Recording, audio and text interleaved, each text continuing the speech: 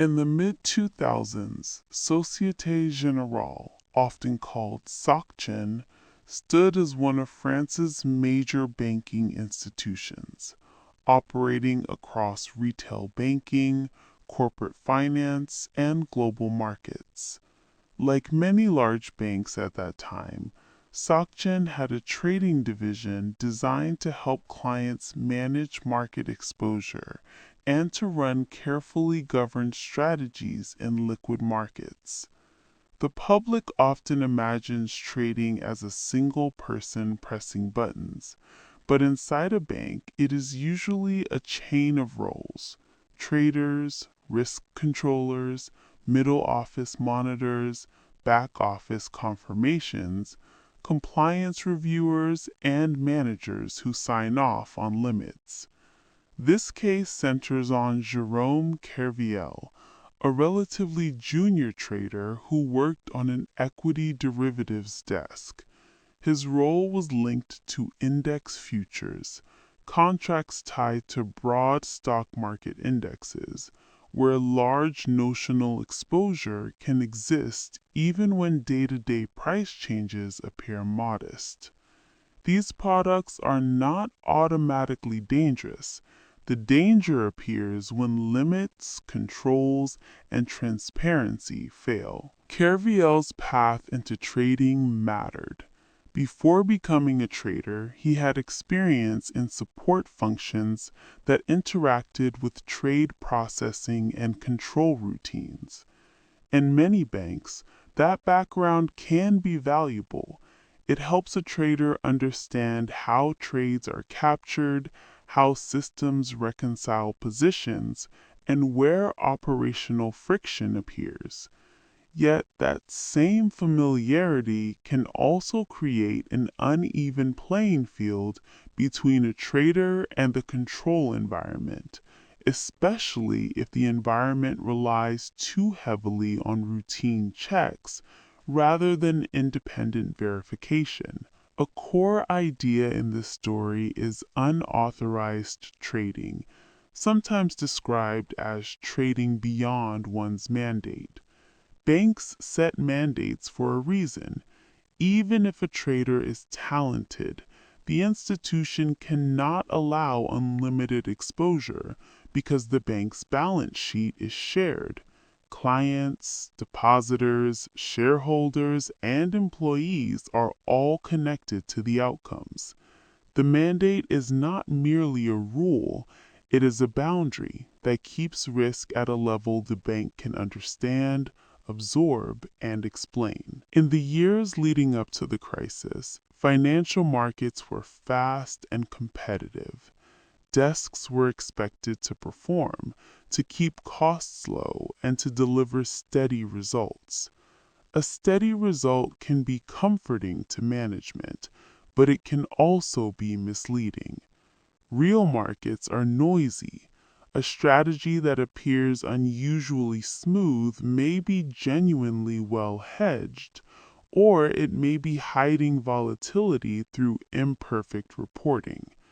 When leaders begin to prefer smoothness over understanding, the organization becomes vulnerable to a quiet drift away from control. Within a large institution, control processes can become checklist behaviors. Exceptions are logged, then cleared later. Reconciliations are performed, but escalations may be delayed if the desk provides explanations that sound plausible. Many control failures do not begin with a single dramatic break. They begin when small anomalies are normalized. The mind adapts. A mismatch becomes temporary. A late confirmation becomes expected. A system warning becomes background noise. In Kerviel's case, the narrative that later emerged involved positions that grew far beyond what his desk was intended to hold. The crucial question is not only how could one person do this, but also how could the organization's layers, systems, people, routines, fail to identify it early? That question turns this story from a personal scandal into a case study in operational risk, supervision, and the psychology of institutions. For viewers, the educational value lies in the structure, how trading limits are supposed to work, how risk is supposed to be monitored, and how the gap between reported exposure and real exposure can widen when confirmations and reconciliations are treated as administrative chores rather than truth-seeking tools. In the next part, we'll explore the control environment more closely, how trades are recorded and checked, how temporary items can become hiding places, and how a bank's internal immune system can gradually lose sensitivity when it is overworked, understaffed, or too trusting of local explanations. A modern bank does not rely on trust alone. It relies on systems designed to make trust unnecessary. The ideal setup is simple in concept.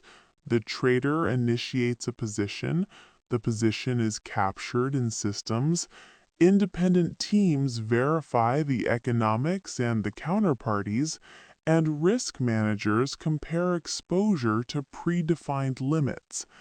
When everything works, it becomes difficult for one person to reshape the story of risk. But difficult is not the same as impossible, especially when processes are fragmented across tools and teams. Many banks run multiple systems, one for trade capture, one for risk measurement, one for confirmations, and one for accounting. The strength of this arrangement depends on reconciliation, daily, disciplined, skeptical reconciliation.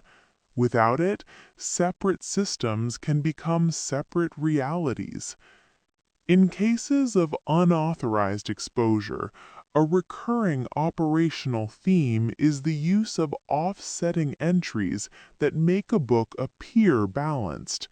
In plain terms, if a large directional position exists, an apparent offset might be recorded that reduces the visible net exposure. If the offset is genuine, it will be confirmed by counterparties and will behave consistently over time. If it is not genuine, it tends to leave footprints, missing confirmations, unusual settlement patterns, repeated amendments, or reliance on explanations that sound technical but cannot be independently validated. This is where middle office and back office matter. The middle office monitors risk and validates valuations. The back office confirms trades, manages settlement workflows, and ensures legal and operational completeness. These groups are often under pressure to process high volumes. When volume is high, teams may prioritize clearing queues over deep investigation. That is not a moral failure, it is an operational reality. Yet it becomes dangerous if leadership does not invest in capacity, training, and escalation authority. Another vulnerability is the culture around exceptions. Every large bank has exceptions, late confirmations, technical mismatches, data quality issues, and trades requiring manual fixes. A healthy culture treats exceptions as signals. A weak culture treats them as routine. The difference is not in the existence of exceptions, but in how they are handled. How long can an exception remain open? Who can approve extending it? What triggers mandatory escalation? Does management track patterns by desk and by person? In the SocGen case, the public narrative later emphasized how positions could appear normal on the surface while being abnormal underneath. The deeper lesson is that banks can become overly dependent on netting and aggregated views. Aggregation is useful, but it can hide concentrated gross exposure. A desk might appear within a net limit while holding a gross position so large that it becomes operationally hard to unwind quickly. When liquidity matters, gross can become more important than net, because the bank must actually transact to reduce exposure, not simply subtract numbers in a report. There is also a human factor, plausibility.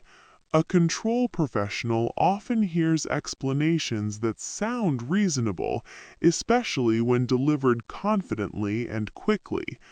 If the controller lacks time, domain support, or the authority to pause activity, plausibility can pass for proof.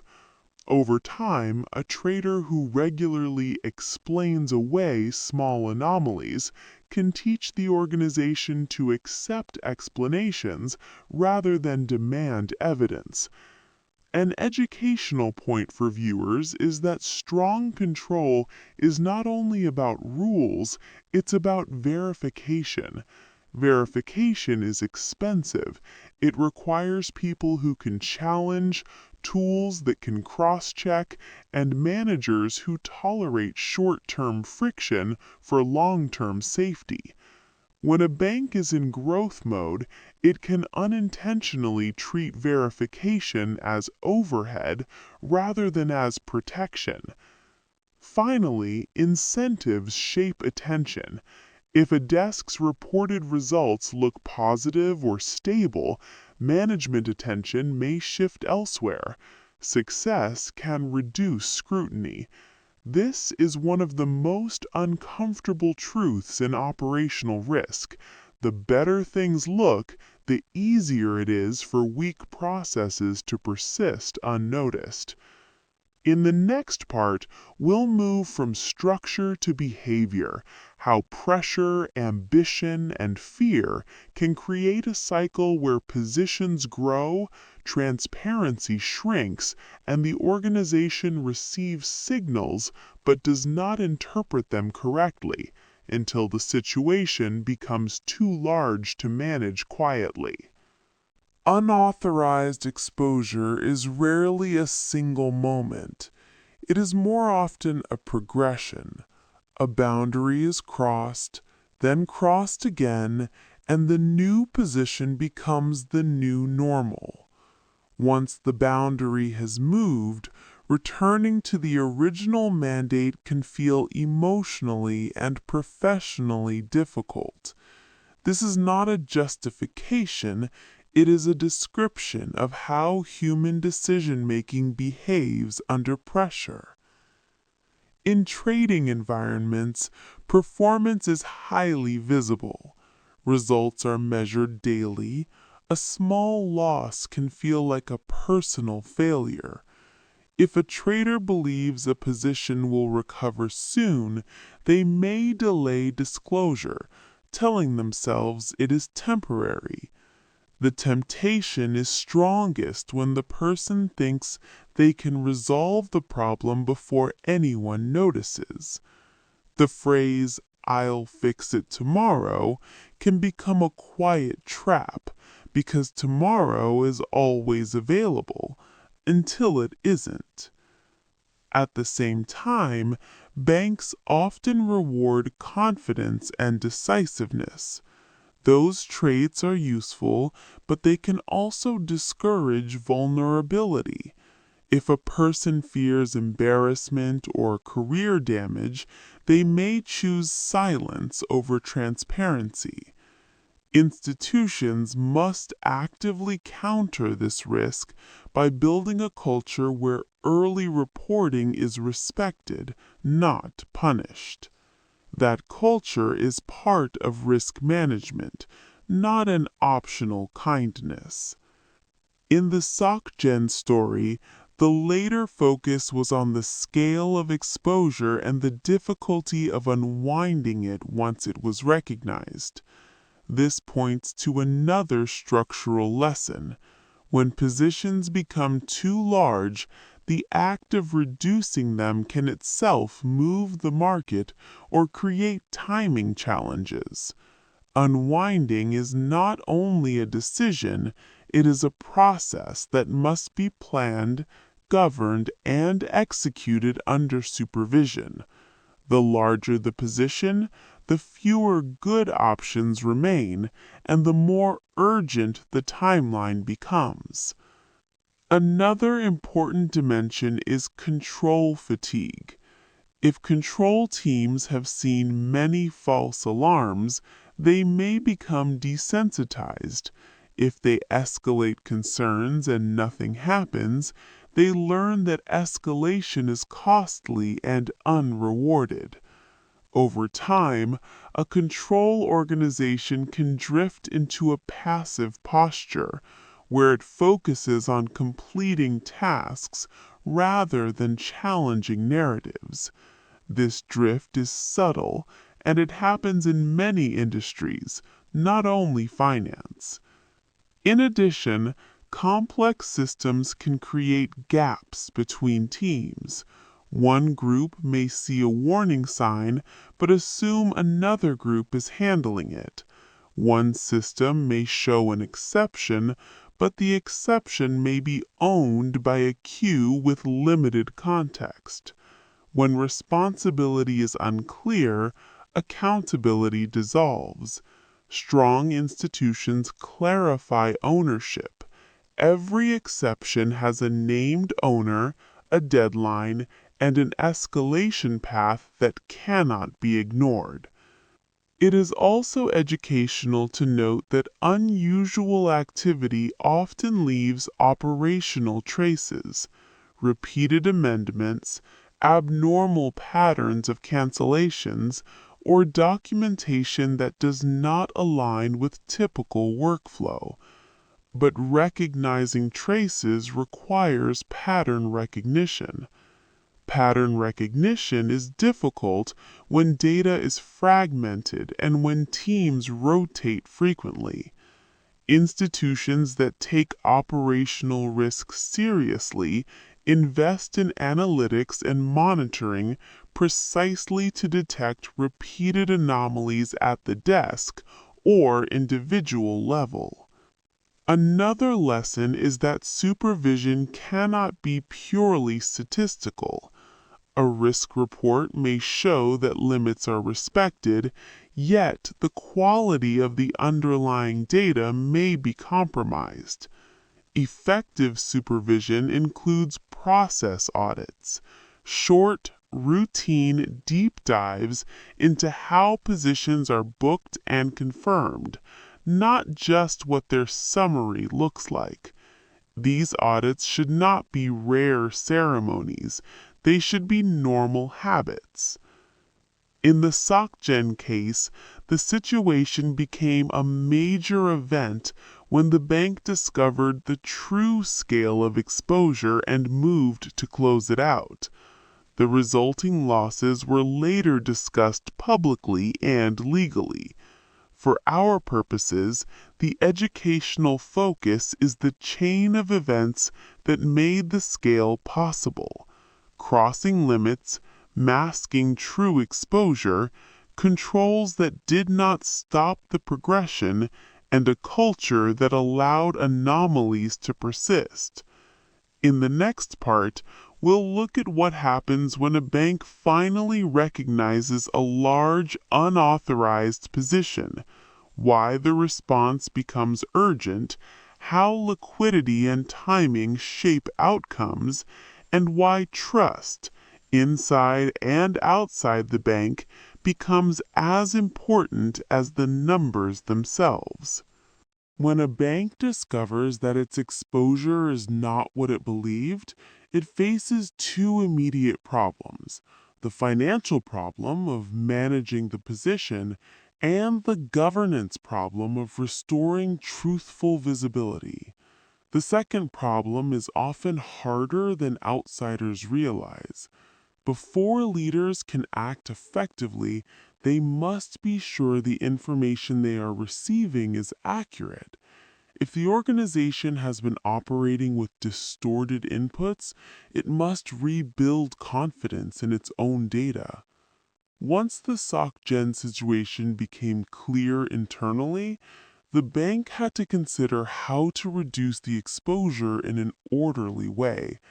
In principle, reducing a position is straightforward. Enter offsetting transactions until the exposure is neutralized. In practice, timing matters. Markets move. Liquidity changes by the hour. A bank must also consider operational capacity. Can systems process a high volume of transactions without errors? Can teams confirm, reconcile, and monitor continuously?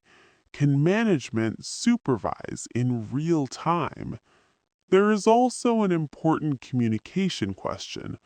Who needs to know and when? Inside a bank, disclosure is staged. Senior executives need accurate detail. Risk committees and internal audit need documentation. Legal and compliance teams need to assess obligations. Each of these groups has a different lens, and coordinating them is a task in itself. In a fast-moving situation, the bank must act while building the documentation that will later be examined. The urgency is not driven by drama, it is driven by risk mechanics. Large positions are sensitive to market moves. Even small percentage changes can produce large impacts when notional size is extreme. A bank, therefore, seeks to reduce exposure quickly, but quickly must be balanced against carefully, because operational mistakes during rapid activity can add further losses or confusion. In addition, once an institution begins unwinding, it may become more visible in the market. Other participants may infer that a large player is active, which can affect prices and spreads. This is why governance around unwinding matters. Leadership must define objectives, set limits for the unwind process, and monitor execution against those objectives. An unwind is not simply close everything, it is a controlled program. From an educational standpoint, this stage highlights a painful truth. The cost of unauthorized exposure is not only the eventual market impact, it is also the loss of optionality. If a bank had known earlier, it could have reduced exposure gradually, at better times, with less urgency. When discovery is late, the institution pays a premium through urgency, through stress on operations, and through reduced flexibility. Another key lesson concerns trust. External stakeholders, counterparties, regulators, investors, and the public care not only about the loss amount, but also about what the loss reveals.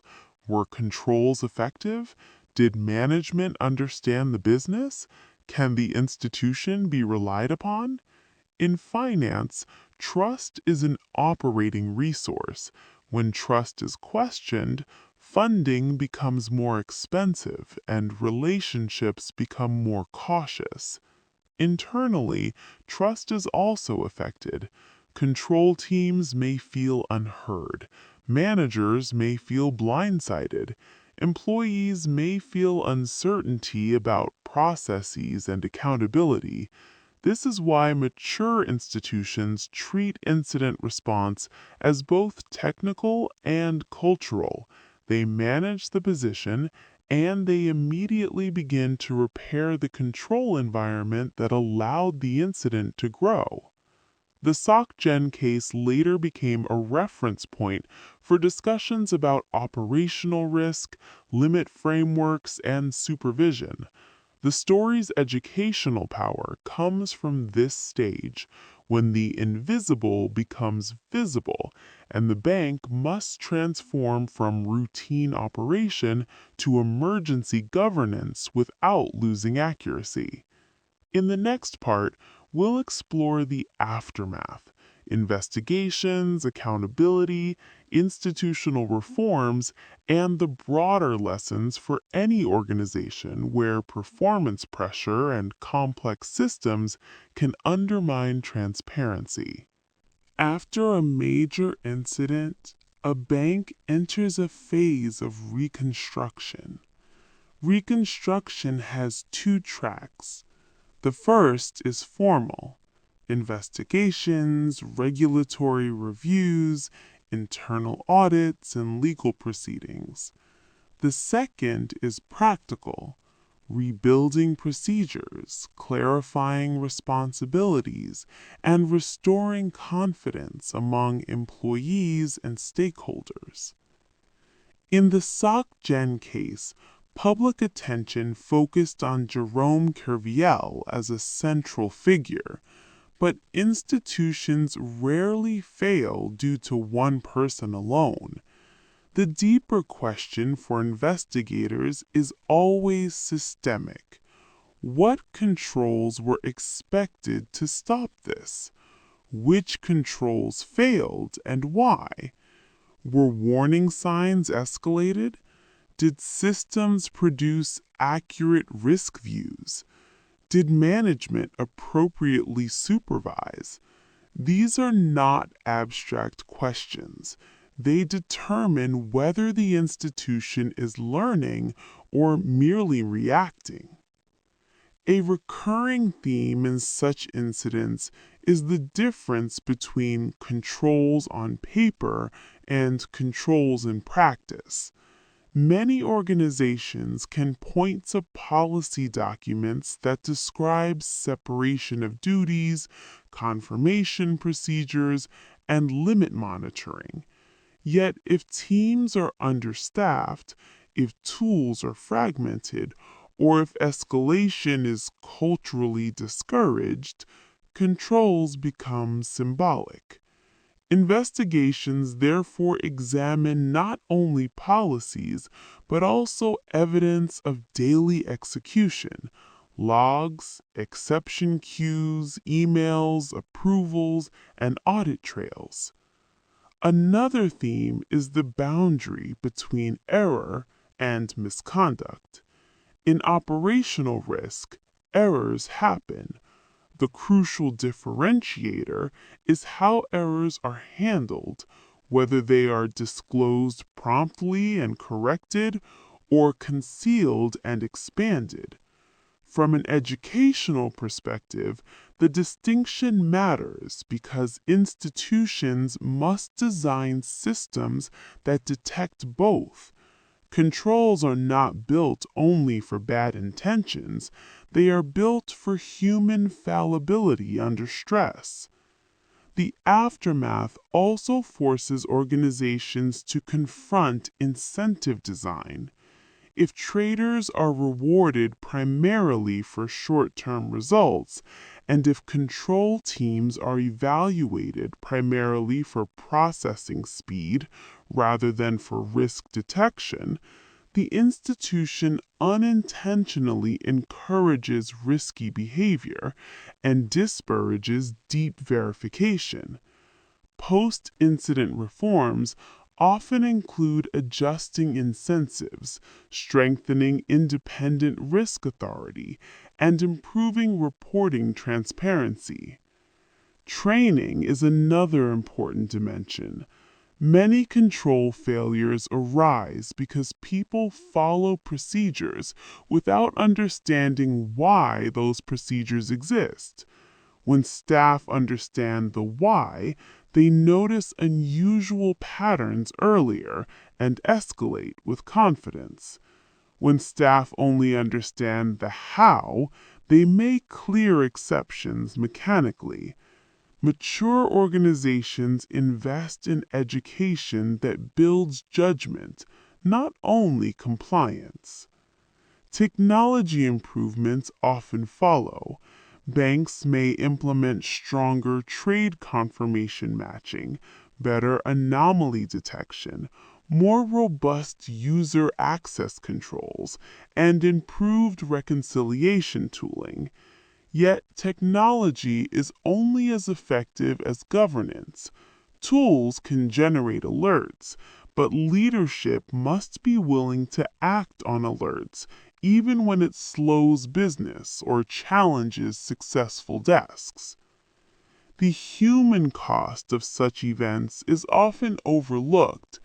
Employees who were not involved can still feel the impact: increased scrutiny, reputational stress, organizational reorganization, and a loss of pride. A careful institution addresses morale while tightening controls, emphasizing that strong controls protect everyone, including honest high performers.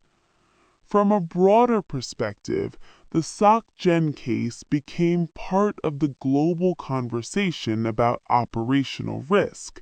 The idea that failures in process, systems, and governance can create losses comparable to market downturns. It reminded the industry that a bank's risk profile is not only what it intentionally chooses, it is also what its control environment accidentally permits.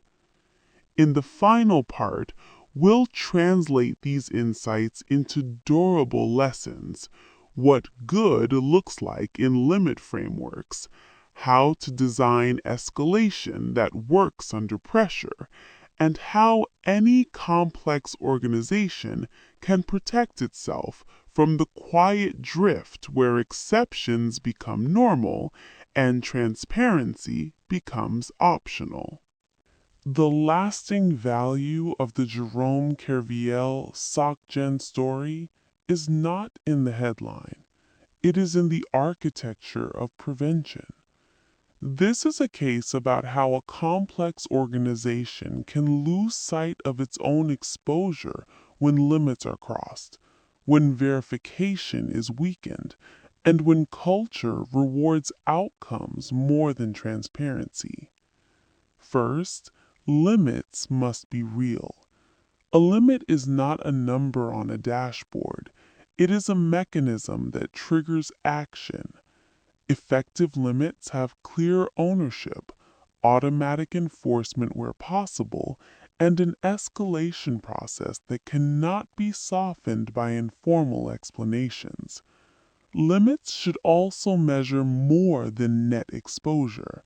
They should consider gross exposure, concentration, and liquidity, because the ability to reduce risk depends on real market capacity, not on arithmetic alone. Second, verification must be independent. Independence means that the teams responsible for confirming trades and reconciling positions have both the authority and the resources to pause activity when something does not make sense. It also means that verification is evidence-based. Confirmations, audit trails, and counterparty checks, not simply internal statements. Independence is not hostility, it is protection. Third, exception management must be treated as intelligence. Exceptions are signals from the system. A strong organization measures them, trends them, and reviews them by desk and by individual. It sets time limits for how long exceptions can remain unresolved. It requires documented evidence for extensions. It also makes exception review a leadership priority, not a clerical task. Fourth, supervision must include process audits, not only performance reviews. A desk can look profitable and still be unsafe if its reporting integrity is compromised. Leaders should routinely ask, how do we know the numbers are correct? What evidence do we have? Where are the weak points in the chain from trade initiation to risk reporting? These questions should be asked when things look good, not only after something goes wrong. Fifth, culture is the multiplier. A culture that equates problems with shame creates silence. A culture that treats early reporting as professionalism creates openness. Organizations can shape culture through small, repeated behaviors, how managers react to bad news, whether control teams are respected, whether escalations are welcomed or punished, and whether people are rewarded for integrity as well as results. Finally, the story teaches a broader leadership lesson. Complexity demands humility. In complex systems, no single person sees everything. Leaders must therefore design systems that surface truth reliably, even when truth is inconvenient. When leadership prefers comfort, systems drift. When leadership insists on evidence, systems strengthen. For viewers, the practical takeaway is this. The most dangerous period is often the period of apparent stability, when results appear smooth, when teams are praised, and when growth is fast. That is exactly when verification matters most. Strong organizations do not wait for certainty that something is wrong. They build routines that make it hard for uncertainty to persist. That is why the SocGen case remains educational. It demonstrates that operational risk is not an abstract compliance topic. It is a core part of organizational survival.